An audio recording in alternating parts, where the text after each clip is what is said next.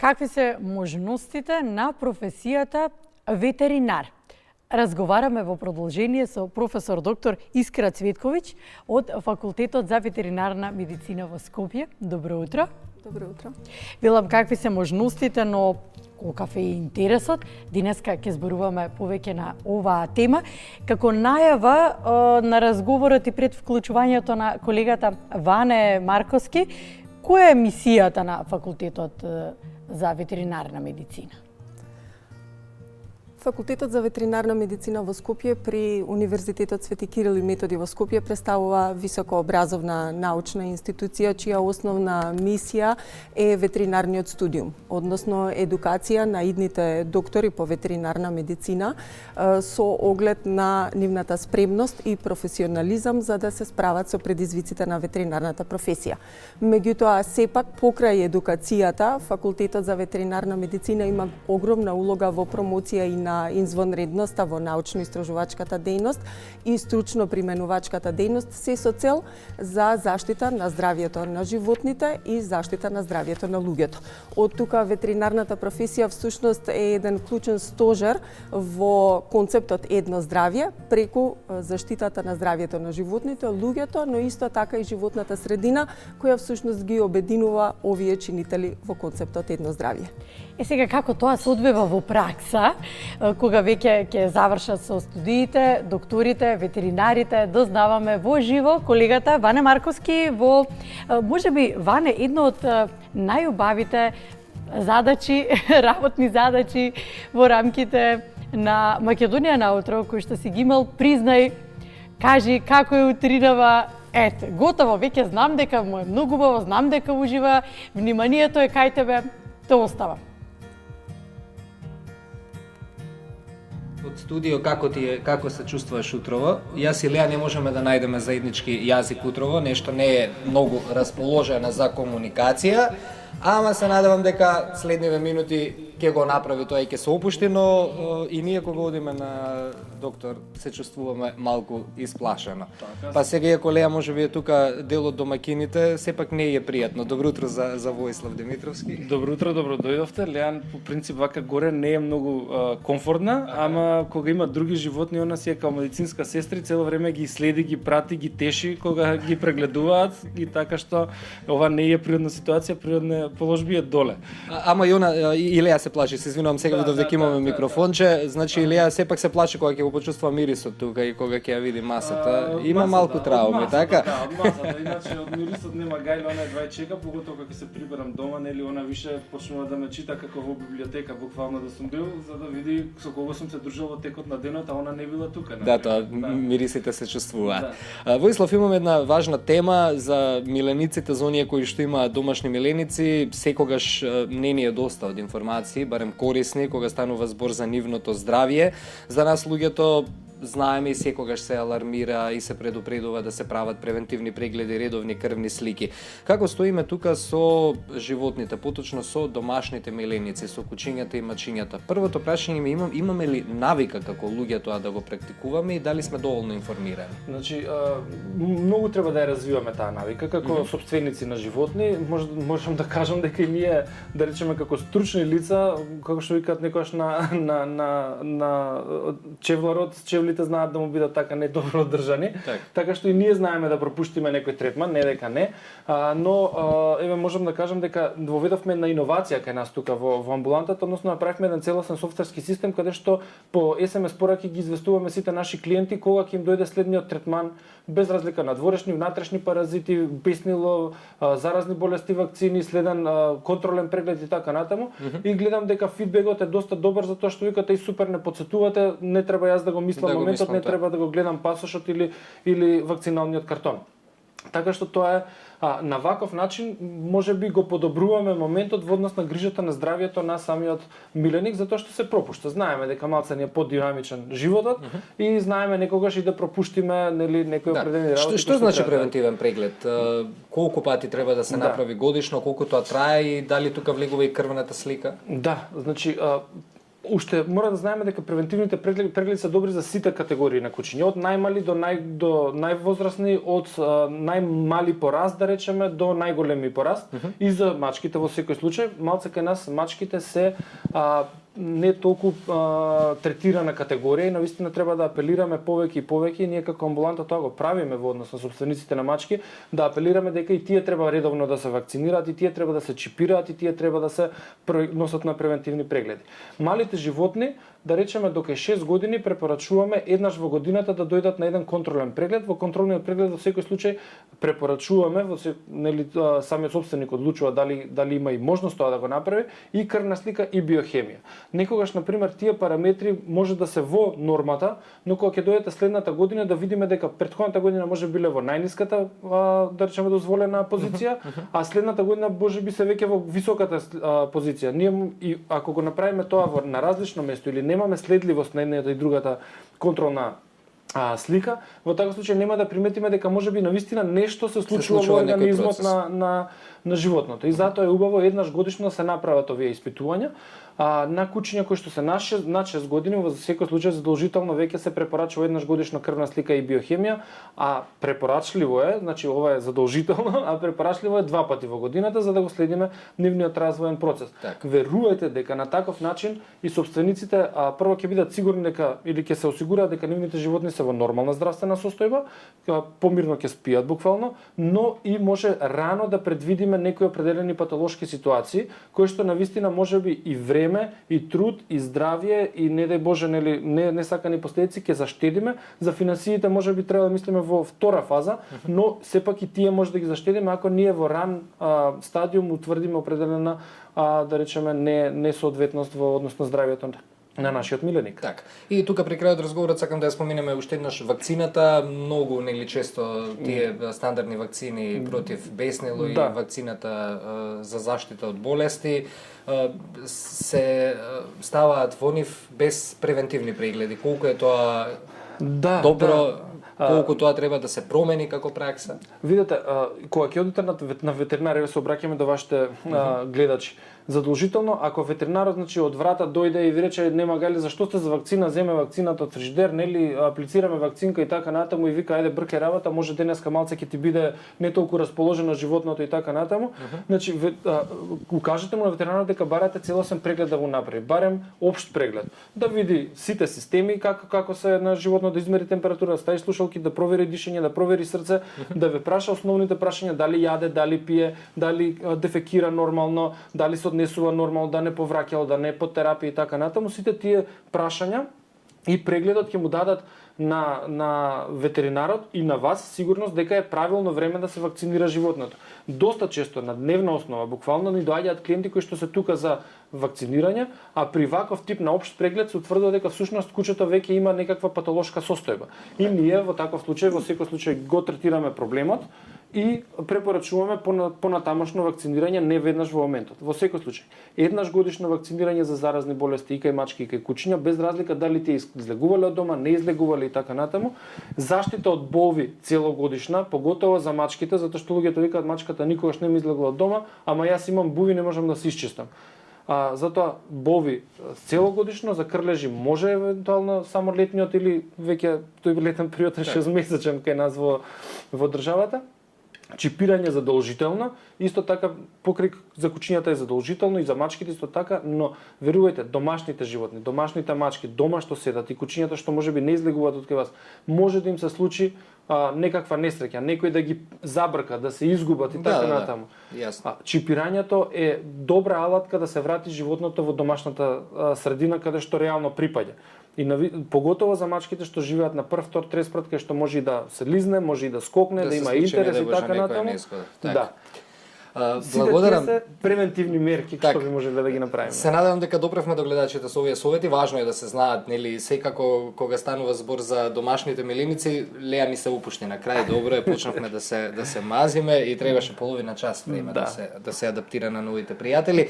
Јована, тука ќе го одјавам овој разговор, верувам со оглед на одговорите на нашиот ветеринар, на нашиот соговорник, на Војслав, дека успеавме да одговориме на дел од прашањата на нашите гледачи поврзано со здравјето на домашните миленици и неговата нека.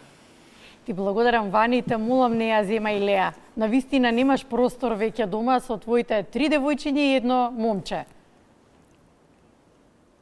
Па добро, Гот. ќе размислиме, Леја си има веќе си има семејство. А, добро е. Благодарам колегата Ване. Продолжуваме во студиото со разговор професор доктор Искра Цветковиќ од ветеринарна медицина, од факултетот ветеринарна медицина.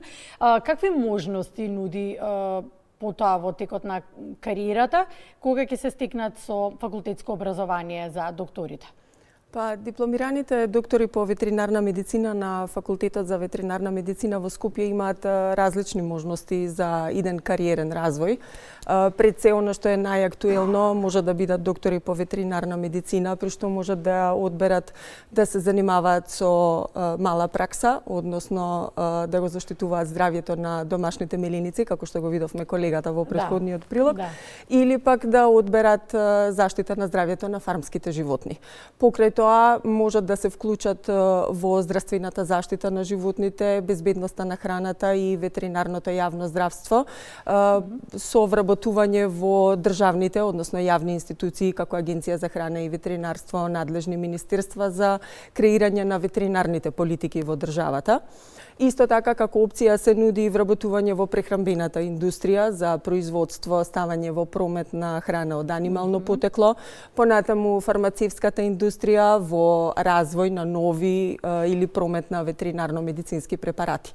Покрај тоа, доколку истите доктори по ветеринарна медицина по дипломирањето би сакале да продолжат со понатамошна надообразба, Факултетот за ветеринарна медицина во Скопје им стои на располагање да се запишат на специјалистички студии или докторски студии, од трет циклус докторски студии, со цел за уште повеќе да го продлабочат своето знаење и да влезат во некои од научно-истражувачките капацитети во државата или пак во Европа. Да, за тие ќе зборуваме, за кусо ќе се вклучиме во битола. Колешката Ружица Ѓурчевска-Джикотарева е подготвена веќе кога сме на тема образование, какви можности нуди средното ветеринарно училиште. Колешката Ружица во продолжение те очекуваме. Вниманието, кај тебе повели?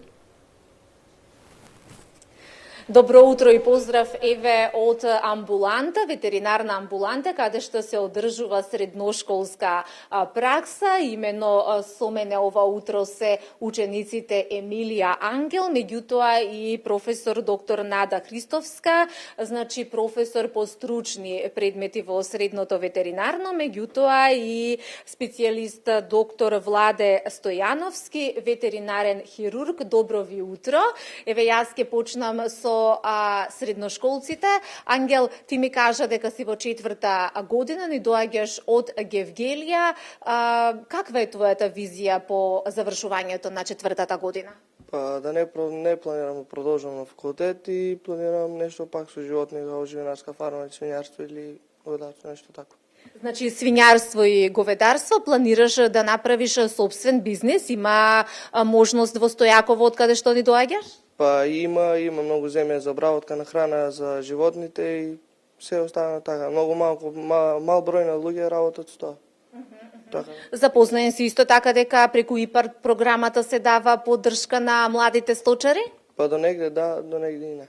Добро, има време, ќе се информираш. Емилија, ти ни доаѓаш од Охрид, твојата визија што е по завршувањето на средно ветеринарно? Па јас планирам да се запишам на факултет, уште нема одлучено за кој факултет. Можда во Битола, можда некаде надвор. Тоа е мојата цел да го завршам факултетот. И како што се гледаш во иднина? Би сакала да се остварам како ветеринар. Како ветеринар. Ти благодарам многу. Значи сега ќе се префрлиме на професорката Нада. Професорка, вие предавате стручни предмети. Всушност тоа е и во сршта на знаењето. Да, добро утро и од мене. Предавам учење преку работа. Тоа значи во реална компанија, запознавање со струката во секојдневниот живот и сите проблеми кои таа ги носи, но и обавени од друга страна.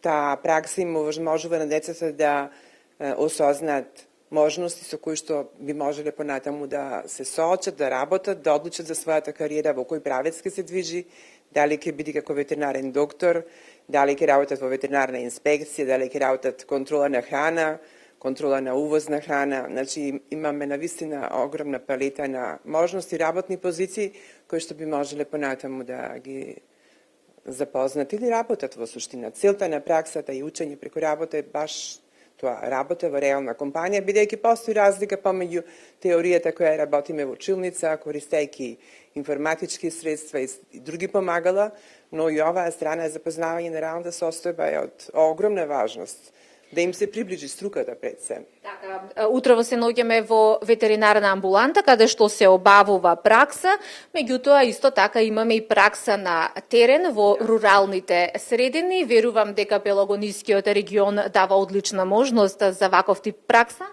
Да, апсолутно. Значи, имаме и теренски повици, работа, да не набројувам сега кои се активности, но постојат моменти кога мора да се оди на терен. И тоа е еден друг сегмент исто од нашата работа, значи имаат можност да се запознати со неа.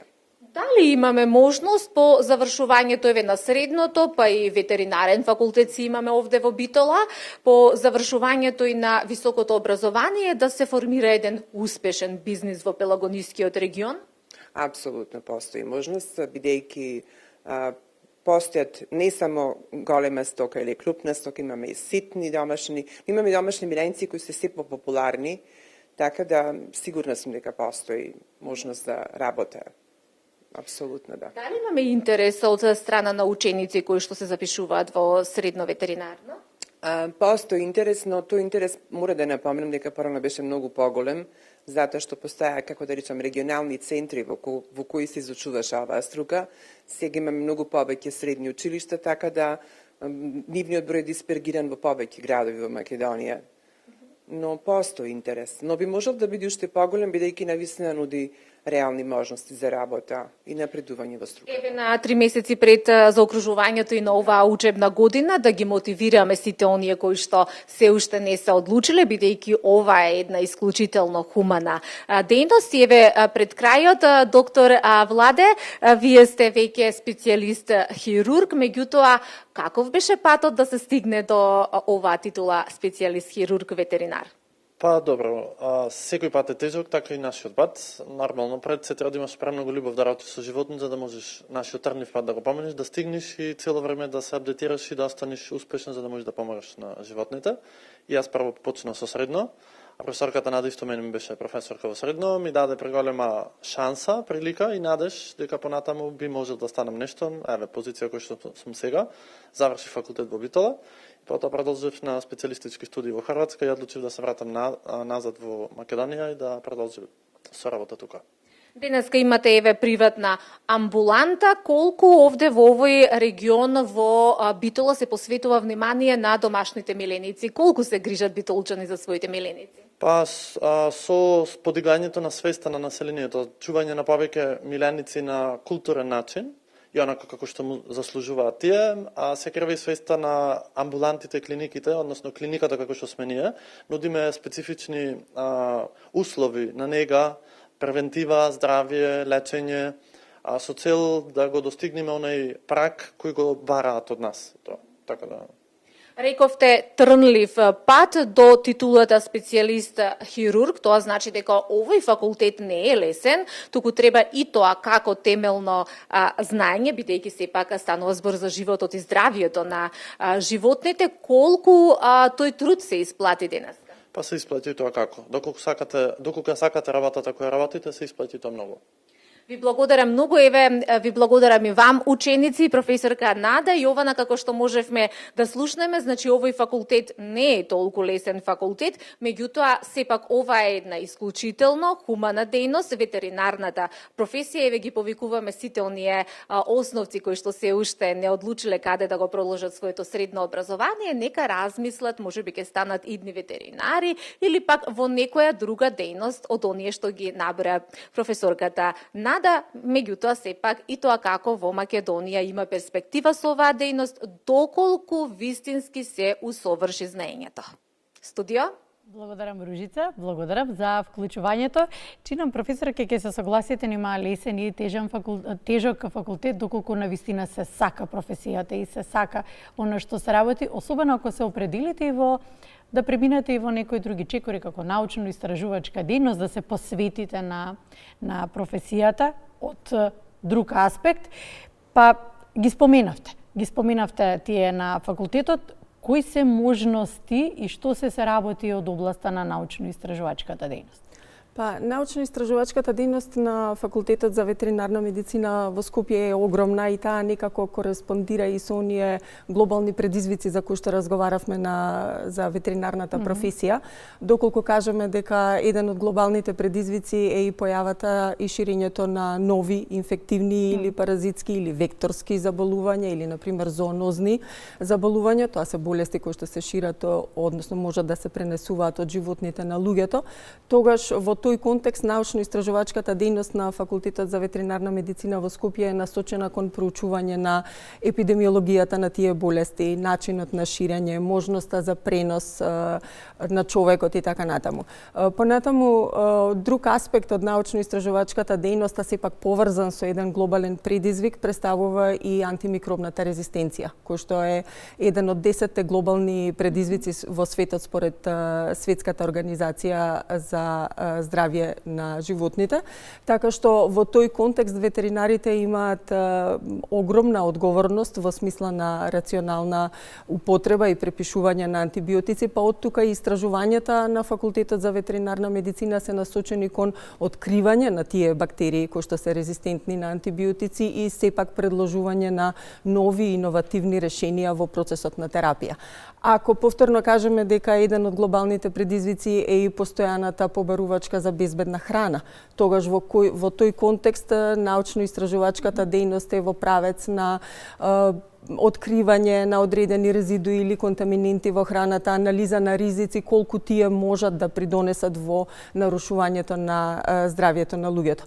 Така што некако повторно велам, сите тие глобални предизвици или закани за човештвото во целина се и основата на научно-истражувачката дејност на Факултетот за ветеринарна медицина во Скопје на тој начин што оние сознанија кои што се добиваат во текот на тие истражувања играат голема улога во носењето и на политиките на државата како да се заштити здравјето на животните и на човештвото во целина.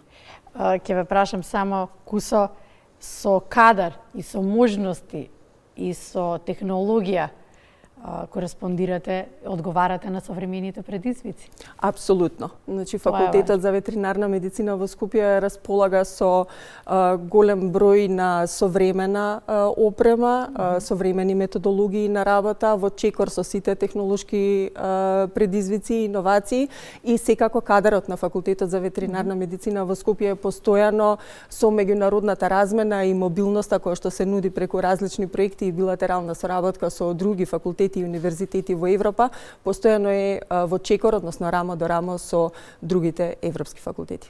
Ќе се вратиме повторно, ќе се вклучиме во прилеп. Елизабета Митревска, колешката, не очекува.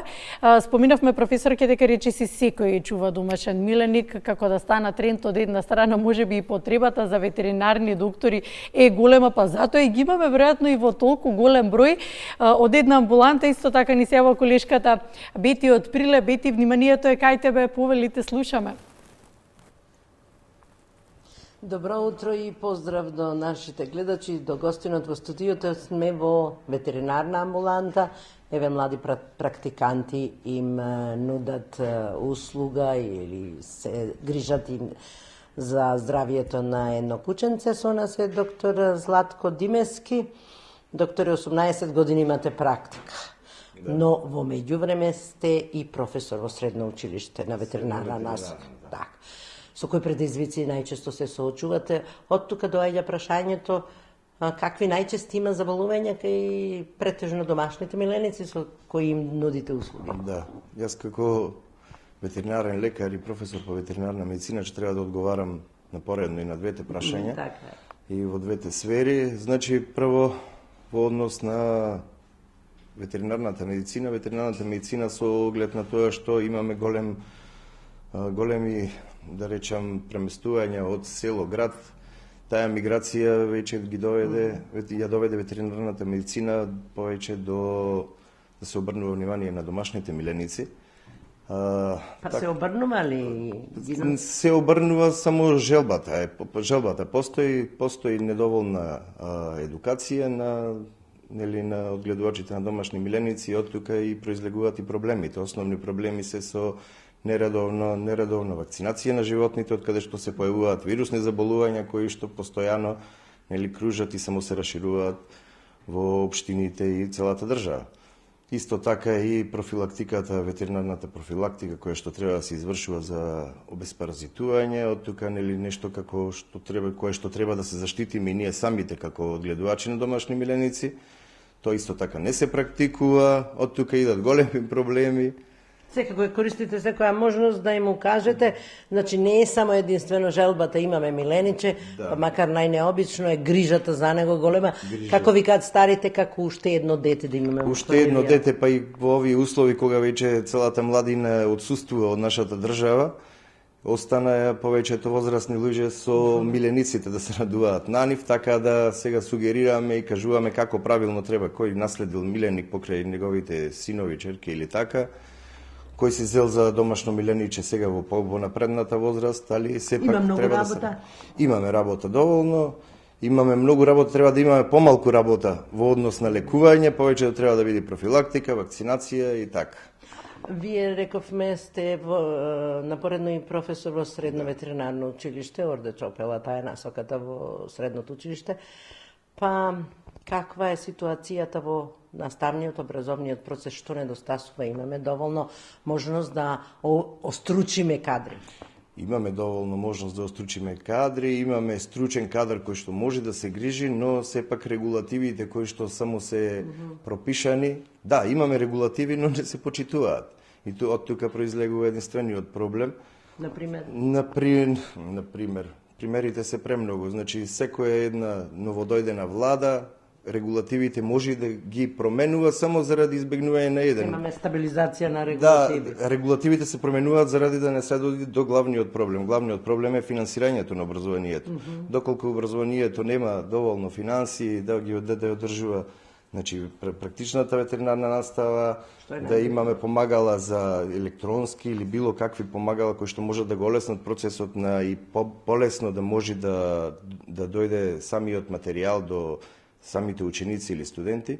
И како проблем основно треба да се бара, не е проблема во средното стручно образование, туку проблемот иде од помалите се, а не на колегите кои што се од до 9 одделение или така одделенската настава, не дека ги укривуваме, повеќето и самите родители не обрнуваат доволно внимание на своите деца, така да децата веќе кога ќе дојдат во средно образование, тие се до некаде изградени, али во нашиот случај не изградени личности во однос на образованието, заради тоа што немаат доволно укажување, прво од домашните, рековме, второ од самата подготвителна. Значи децата идат, можем да се изразам и така грубо, децата идат во голем дел неписмени.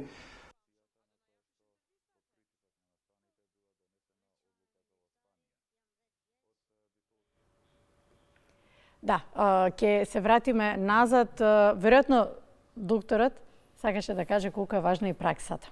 Дополнително, освен тоа што го добива тоа основно образование по студиската програма на Факултетот за ветеринарна медицина, веројатно паралелно се посветува внимание на праксата. Оти некако не оди едно без друго. Колку е богата и одговара на современите предизвици студиската програма? Се внимава ли на современите трендови, што веројатно тие повеќе ќе се стекнат како искуство во праксата? Така. Студиската програма на Факултетот за ветеринарна медицина овозможува една сеопфатна подготовка на дипломираните доктори по ветеринарна медицина. Инаку сега веќе е во време траење од 12 семестри, почнувајќи од академската 2023-2024 година. И можам да потенцирам неколку клучни аспекти, а тоа е дека структурата на студиската програма е усогласена со Болонскиот процес, со националните прописи, а сепак и со нешто што е многу важно, да не речам најважно, со Европската директива за ветеринарната професија, бидејќи ветеринарната професија е регулирана професија. Инаку, студиската програма е така концепирана да студентите имаат и задолжителни и изборни предмети од базичните науки, значи почнувајќи од биологија, биохемија и така натаму, предклинички предмети како микробиологија, физиологија, клинички предмети во смисла на внатрешни болести кај милениците, кај фармските животни. Имаме еден спремен ветеринар кога ќе ја добие факултетската диплома. Да, така. Со тоа што практичната настава е всушност во секој сегмент од ова образование. Значи, од почетокот на студирањето, студентите имаат практична настава во опремените лаборатории на факултетот, потоа ја продолжуваат практичната настава во универзитетската ветеринарна болница на факултетот. Добре. Исто така, практичната настава ја спроведуваат во ново опремената така наречена Skills Labs, значи лабораторија со анимални модели, каде што се учат како да пристапат на животното, да направат некои основни интервенции. Понатаму, практичната настава продолжува, како што реков, во универзитетската ветеринарна болница во ново опремени хируршки сали, рентгенска дијагностика, компјутерска томографија. Студентите исто така имаат пракса и во други ветеринарни амбуланти, на фарми исто така и во индустријата. Така што тој еден концепт на постојана практична настава реално овозможува подготвеност на идните доктори по ветеринарна медицина и секако професорите и асистентите се тука цело време со студентите со цел адекватно да ги научат како да бидат професионални доктори по ветеринарна медицина по нивното дипломирање. Ја споменавте фарми, па некако ми го поттикнавте и прашањето дека дали може би тој дел од да речеме од образованието ви е како дефицитарен за интересираноста на професијата, се чини дека веројатно и може би потребата дека се повеќе има домашни миленици, може би ја создава потребата да има толку многу доктори, ветеринари и да има ветеринарни амбуланти, што е добро за сите оние кои што чуваат миленици, подостапно е, но кој дел од струката е дефицитарен? Па, да ви кажам, тоа е еден, да речам, не само тренд кај нас во државата, туку и еден европски тренд дека поради зголемувањето на бројот на домашни миленици, некако дипломираните доктори по ветеринарна медицина се повеќе се одлучуваат за ветеринарна пракса во тој дел.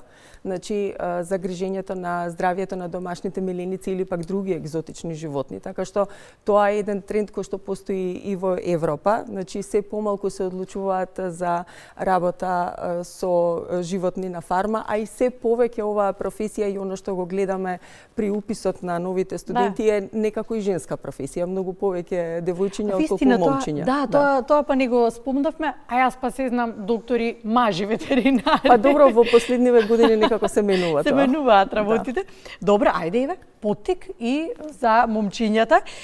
Сакав уште едно прашање да го искористиме како крајот на разговорот, да го заокружиме. Ја споменавте лабораторијата, ја споменавте.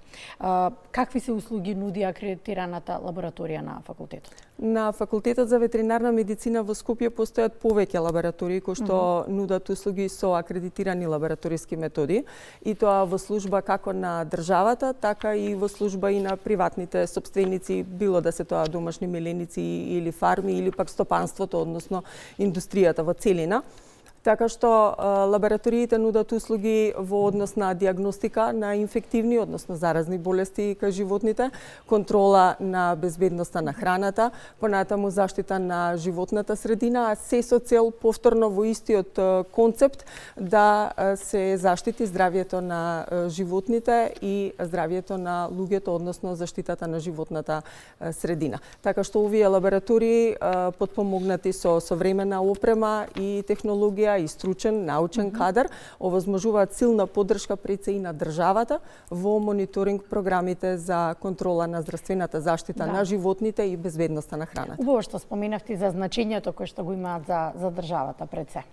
Да, важноста на Оно што ќе го слушнат гледачите и веројатно прашање кое што секогаш се поставува е дали се следат современите трендови, дали се следат не само во научно-истражувачката дејност, туку и лабораториите, кога се во прашање практичната работа, кога е во прашање дали можеме ние да одговориме рамо до рамо со светските лаборатории. Апсолутно. Значи, факултетот за ветеринарна медицина веќе долги години ги има акредитирано своите лаборатории да бидат во служба, како што реков, на државата, така што можам слободно да кажам дека и тој дел од применувачката дејност се носи рамо до рамо со другите европски истражувачки центри и лаборатории.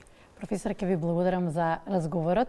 Се надевам дека заинтересиравме малку повеќе со оваа тема, со значењето на професијата, со можностите, со не само ветеринарот, туку и дејностите кои што ги нуди и повеќе области факултетот, така што се надевам дека ќе имаме поголема заинтересираност од страна на студентите за факултетот. Да. Ви благодарам, се надевам и јас исто така.